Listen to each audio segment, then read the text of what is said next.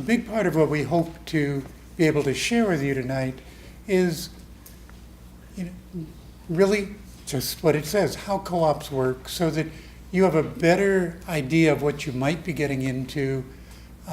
We have a lot of people who say, we really want to live in a co-op, but when you ask them, well, what is a co-op, you get a lot of different ideas from people. So really, we do hope that you, if nothing else, leave tonight with a better sense of what it's like to be in a co-op. So the first thing is, you all want to live in a co-op. Well, we have a list of the co-ops in the East Bay. If you haven't picked one up, you're welcome to.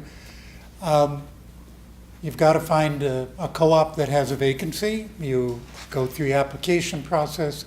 There typically will be a group of the members who live in that who form a committee to do the selection. Now, housing co-ops, like all housing, have to comply with fair housing law. So you, as one of the first principles under the Rochdale principles was you can't discriminate. You can't discriminate in housing co-op under any of the protected classes.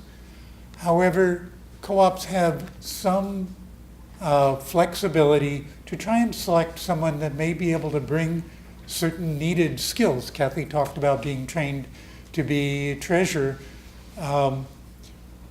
There are some co-ops that nobody knows how to balance a checkbook.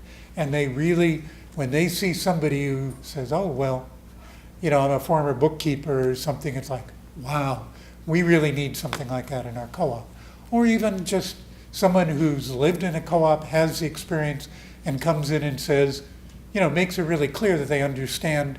Or what we hope is that some of you, what you've learned tonight, give you a better understanding, so when you interview in a co-op, you're able to really convince the folks there that you do know what you're getting into. So the selection committee makes its choice. They offer you the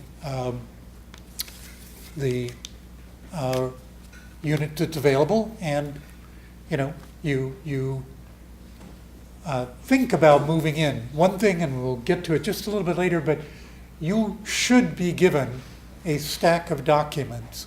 And before you agree, you really need to read those. But I'll get to that in just a minute.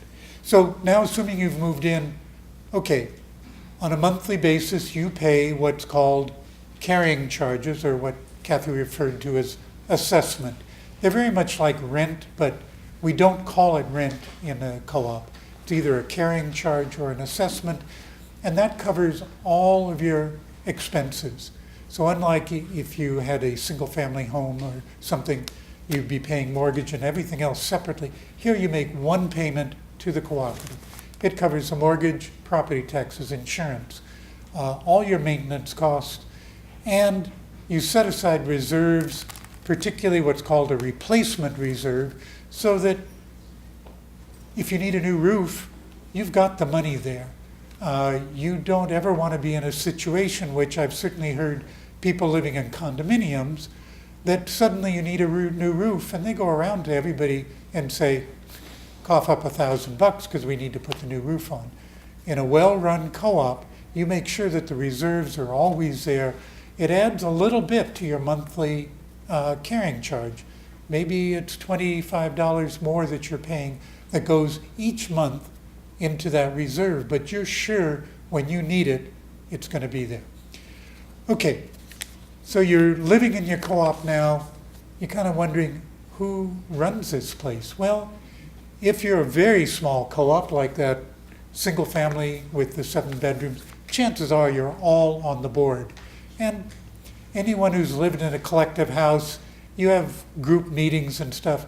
Well, if you become a co-op and you become incorporated, state law requires that you have a board of directors.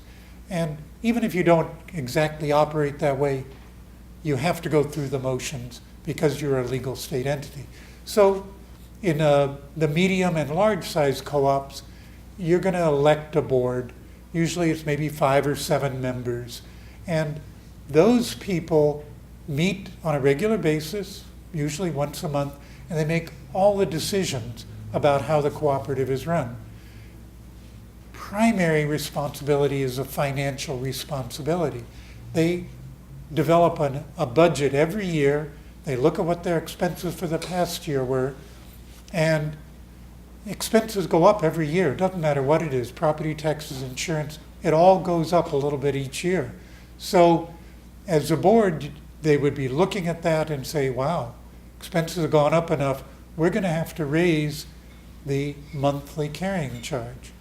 Well, at least you know in those circumstances, your monthly fees are going up not because the landlord wants to make a profit, but because that's what it actually costs to do business.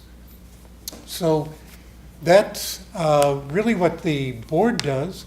The board also is responsible for the maintenance of the whole property. So they pass various policies, make decisions about when to put that new roof on or when other repairs might be made, or as Kathy pointed out, if you actually build some extra reserves, maybe when to put solar panels on your roofs.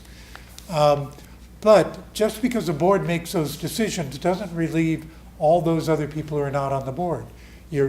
As a member of the co-op, you have responsibilities as well, and that is certainly to take your turn on the board. If you're in a 20-unit co-op and you have 5-person board, you should be counting on serving on that board maybe at least once every 4 or 5 years. Or usually when you serve on the board, you'll remain on the board for 3 or 4 or 5 years just to gain that experience, to pass your experience on to other new board members. And it's this kind of each one teach one process. So don't think, gee, I'm here, there's somebody else doing all the work, I've got a free ride. If you're thinking about that when you go into moving into a co-op, maybe you're better off staying as a renter for now. There are lots of other ways besides being on the board. Many of the medium-sized and larger co-ops have committees. So there may be a maintenance committee, and maybe you have particular skills.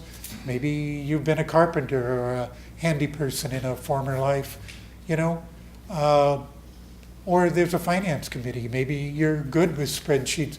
You don't want to sit on the board, but you're more than willing to help overall make sure that the finances of the co-op are going to work.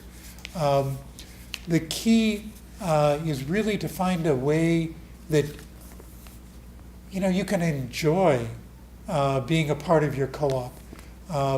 Either something that you already do well that you want to share, something maybe that you want to learn, so you join maybe that finance committee so you can learn more about financing and maybe learn how to do spreadsheets and so on. So we really often refer to the role of the members in a co-op as stewardship. You spend your time in that co-op. Somebody else has probably developed it and kept it going up to the point you move in. And when you move out, somebody else will be moving in and sharing that. So your role is really, to make sure that the building remains very, in good repair, and also that, your ideas about how to make the co-op really work are shared with others. You bring life experience from the work that you've done, and it's a good chance that you could make suggestions that somebody there has never really thought about. So again, the key to successful co-op is an engaged membership. You're an owner here, help make it work.